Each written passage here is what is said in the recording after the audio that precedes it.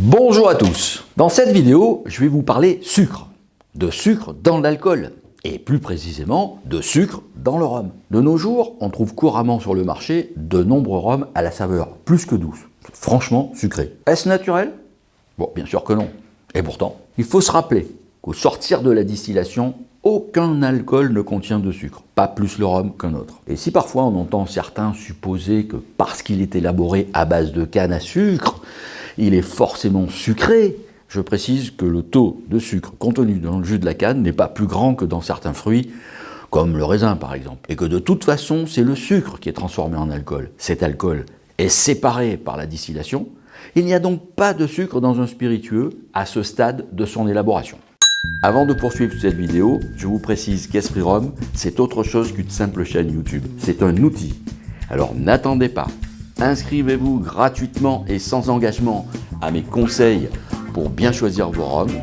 Le lien d'inscription est dans le descriptif de cette vidéo. Alors qu'en est-il des règles légales? Il y a ça et là quelques tolérances réglementées. Dans le cadre de la réglementation de l'Union européenne, dans sa dernière évolution, datant de mai 2019, en ce qui concerne les caractéristiques qui définissent le rhum, il y est mentionné que, pour prétendre être considéré comme du rhum proprement dit, la boisson spiritueuse, entre autres, ne doit pas contenir plus de 20 grammes de sucre inverti par litre d'alcool pur. C'est une tolérance, pas une obligation.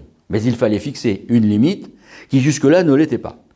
Il est également précisé dans un autre paragraphe que les rhums sous appellation traditionnelle et agricole, eux, ne doivent pas du tout être édulcorés. Tolérance zéro. Alors, pourquoi mettre du sucre dans les spiritueux? Dans une certaine proportion, le sucre arrondit les bords, si je puis dire. Il peut corriger certains petits défauts, il rend l'alcool plus facile à boire, il peut même souligner certaines saveurs.